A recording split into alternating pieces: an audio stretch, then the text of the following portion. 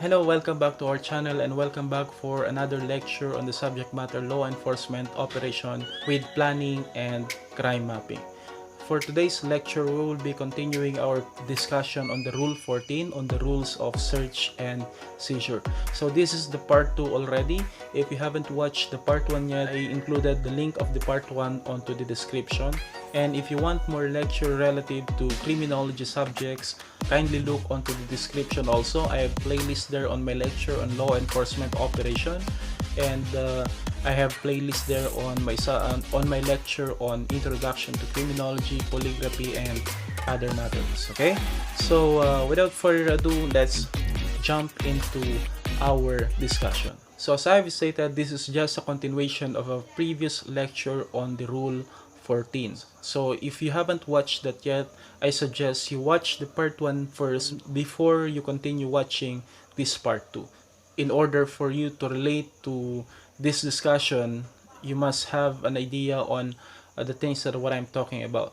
So in this part 2, we will be talking about the following, or the prohibited acts in serving search warrant, the process on the inventory and delivery of the property that was confiscated during the conduct of search warrant, and the instances wherein a search may be conducted without the search warrant. For the first part of this lecture, we will be talking about the prohibited acts in conducting search. First thing that you must remember when you are serving a search warrant is that before you will start searching in the area specified under the search warrant, you must have a witness, preferably the owner of that property, of that house, of that room, the lawful occupant of that property. In cases wherein the lawful owner, occupant of that property is not present, then you may ask his or her relative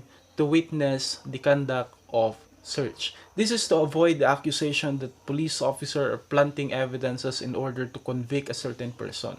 So with that, for you to maintain the integrity of all the items that you are going to be discovered in that area, you must do it with the supervision or with the presence of the lawful owner of that property to avoid any of those negative feedback of the individual who resides in that locality. So you need two person of legal age that lives in that same area.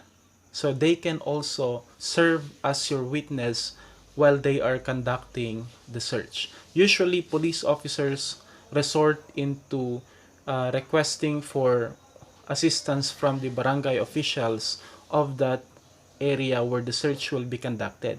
So they are the usual witness who will be helping the law enforcer or witnessing the procedure on how they're going to be conducting the search in order to maintain the integrity, and that is allowed. Do not search unless you have witness. You have person who will be witnessing the whole procedure, because if you do, then all of the items that you will be discovering in that area will be considered as inadmissible in violation to the standard operating procedure in conducting search. Another thing that you must remember is that personal properties, papers, documents, items that are not listed under the search warrant must not be confiscated unless they are considered as contraband. So if it happens that you are conducting search and you had come into contact with some items, some valuables or things like that, that has no connection actually to the crime or to the items that you are looking for, then definitely do not include them or take those properties, because there are cases wherein there are some who take advantage of the search procedure to take some properties that was not actually included on the search warrant. The only thing that you may seize from the person or from the place where you are serving the search warrant that was not included under the search warrants are those items that are illegal. So if those items are illegal and they are not listed on the search warrant, you may proceed in confiscating all of those things. But if they do not fall under the definition of illegal items, then do not include them on the items that you will be confiscating. You must remember in relation to this, even if the item is indeed an illegal item, if it is not within plain view, then you cannot able to take it. So you must justify that the item was found in plain view doctrine, meaning you have not opened any item or box or any safe or something in order to find that item. So while I discussed that you are allowed to take properties as long as those are illegal, even if they're not listed under the search warrant, you must always observe that those item was found by plain view. Because if not, that is again another big issue. Okay? So after the search procedure, the next thing that you should do is to conduct an inventory of all the items that was confiscated in that area. So in that inventory, the description and all of the information relative to the items that was confiscated, including where was it found, size, and the total description of the item must be all listed for future reference. After the inventory, a receipt of all the items that was confiscated must be given to the owner of that place, of that property. In case the lawful occupant of that area is not present, then a receipt of the inventory must be given to the barangay officials or to the witness that help you in doing the task. Okay. However, you should have a duplicate copy of it. In instances also that just in case not to violate any of the right of the person whose property was taken, you leave also a receipt of the inventory to the place where all of these items were taken. Just leave a receipt of the inventory to at the house where the search was conducted for the reference also of the person who owns all of those stuff. Okay, so you provide a copy of the inventory to the barangay officials, you provide a copy of the inventory to the witness, and you leave a copy of the property that was confiscated to the house in case the owner is not present, and also include all of those items that was confiscated in plain view doctrine. So they must also be included under the inventory. They will be separated. Inventory will be conducted onto those items that was listed on the search warrant, and a separate inventory will be provided also to those items that was confiscated in plain view doctrine. So after the inventory, since the search warrant provided that all of the confiscated items must be brought before the court, then what you should do is to bring all of those confiscated items to the court who issued the search warrant together with the inventory. Okay? And after making an inventory, you should execute an affidavit that all of those were taken in good faith, and the record that you will be submitting to the court, the item that was confiscated, the inventory, and your verified statement or statement under oath. Okay, so that's the process with regards to conducting an inventory until to the process of delivering those items to the court. Then last topic is we have here the instances wherein a search may be conducted without the benefit of a valid search warrant. So what are the instances wherein a search may be allowed without violating any constitutional rights and without the benefit of a search warrant? Number one instances, we have search made incidental to a lawful arrest. In our previous discussion with regards to arrest, we made mention that if an arrest is made and the arrest is considered as valid, there is no need already to secure a search warrant before you can search the property, the belongings, the person of the person who was arrested. It is already included a valid arrest that you are allowed to conduct search onto the belongings and the person of that individual who was arrested. But you must remember that the properties or items or the things that must be searched only upon lawful arrest are those properties that is with him at the time of arrest. For example, you arrested that person inside his car, then you may search the entire car.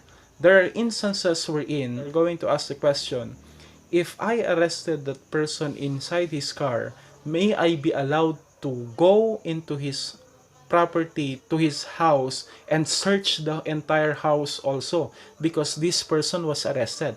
That is wrong. You cannot do that. You may only search the property of that person together with him during the arrest. So if you arrested that person inside his car, then you are allowed to search the entire car without search warrant. But you are not allowed to go into his house and search the entire house because you arrested him inside his car. So that is not the case. If you want to search the house of that person to whom you arrested legally, you need to request for a search warrant before you can do so. Circumstances number 2, searching of a moving vehicle. So this is with regards to checkpoint, wherein you're stopped in a checkpoint and the law enforcer are indeed allowed to search. However, it is limited in plain view doctrine only. Okay? Plain view doctrine only. And of course, seizure of evidence in plain view doctrine. If in case an illegal item was found on your possession, and that illegal item constitute to a crime, like for example, you were stopped in a certain checkpoint and there is a firearm on your hips that is readily visible, can be seen through plain view. So they question you about it. So they may search the rest of your belonging because there is already a readily visible evidence that will incriminate you to a certain crime. So clearly you committed a crime already. So if that is the case, that will fall under warrantless arrest, and warrantless arrest will fall under warrantless search also. So that's the case with regards to that circumstances. Another instances wherein a search may be conducted without search warrant is when you yourself waive your constitutional rights against illegal search. So as a rule, they may not be able to search you unless they have search warrant. So the only thing that they may do that if you yourself allow them to search you. So meaning you are waiving your constitutional rights against illegal search. So that is one of the instances also that they may search without search warrant, by waiving your right against illegal search. Another instances is we have the searches provided under the stop and freeze rule. We have the discussion on that, and I will be putting a cards above if you haven't watched that discussion yet. So we made mention of all the possibilities or instances wherein they may be allowed to search a person by virtue of the stop and freeze rule. Okay, so I guess we're skipping onto that, and let us proceed to emergency and exigent circumstances. So I will provide a scenario with regards to this. Let's say for example you are inside a mall. A lot of people are there and somebody was killed by either by using a firearm. Somebody was executed in that area. Then the police officers were called into action. So the police officer closed down all the exits, entrance and exits of that building in order to catch the possible criminal who committed the crime. So they locked down all the entrance and exit just to prevent the escape of the suspect.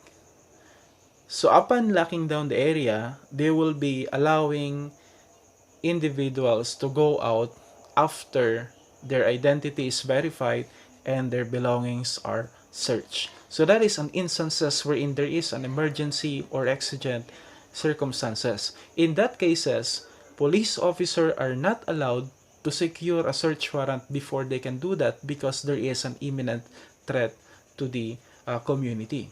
So that can be done. That is the instances wherein search may be conducted without search warrant if you are, or if there is an emergency and exigent circumstances. And last is we have the tip information wherein a certain person had provided information that that person is probably carrying some, drugs, illegal items, and so on. In that manner, the police officer may also search the person if they don't have, even if they don't have the search warrant. But the problem onto this is it can be sometimes abused, and a lot of issues are being raised with regards to this, whether was the information reliable, was it just a random accusation. So case to case basis, okay? But that can be also a way of justifying warrantless search. Those are the things that we should remember with regards to the implementation or serving search warrant. I do hope that you learned something from this lecture. If there are things that are not clear to you yet and there are things that you want to ask, feel free to comment it down on the comment section, and I will try to provide answer as soon as I can. Okay, so that's it for today. See you on the next video.